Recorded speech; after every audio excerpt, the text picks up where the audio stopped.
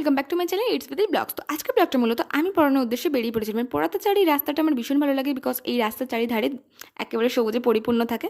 তো যাই হোক, আমি পড়াতে বেরিয়ে পড়েছি। আর কালকে যেহেতু টিচার্স ডে চলে গিয়েছে, তো আমার কালকে যাওয়া হয়নি, নিজস্ব পড়া ছিল বলে আমি ছুটি দিয়েছিলাম ওদেরকে, তো যেতে পারিনি। যাই হোক, আজকে পড়াতে যেতে না যেতে ওরা যে এই যে আমার জন্য গিফট নিয়ে চলেছে, বাট আমি খুবই বারণ করেছিলাম যে এইসব কিছু আনার দরকার নেই, তোমরা ভালো রেজাল্ট করো, এটুকুই আমি চাই। বাট তাও ওরা বুঝিনি, আর আমাকে বারবার বলছে যে আন্টি তোমার পেন দরকার লাগে। বাট কালকে ওরা বুঝতেই পারছে না যে আমি পেনটা আমি নিয়ে আসতে ভুলে যাই, যার কারণে ওদের চাই, ঠিক আছে। তো যাই হোক, তারপর পেনের মাঝখানে দেখি একজন আমাকে আবার চিঠি বার করে দিচ্ছে, বলছে এটা তুমি ঠিক নিশ্চয়ই পড়ো আন্টি। হ্যাঁ, ঠিক আছে পড়বো। যাই হোক, তারপরে আমার তরফ থেকে ওদের জন্য কিছু কিছু ছিল গিফট, সেগুলো দিলাম। আর আমি চিঠিটা কি লিখেছি সেটাও জানাচ্ছি। চিঠিটার মধ্যে এটা লিখেছিল যে আন্টি মুবারক, হ্যাপি টিচার্স ডে।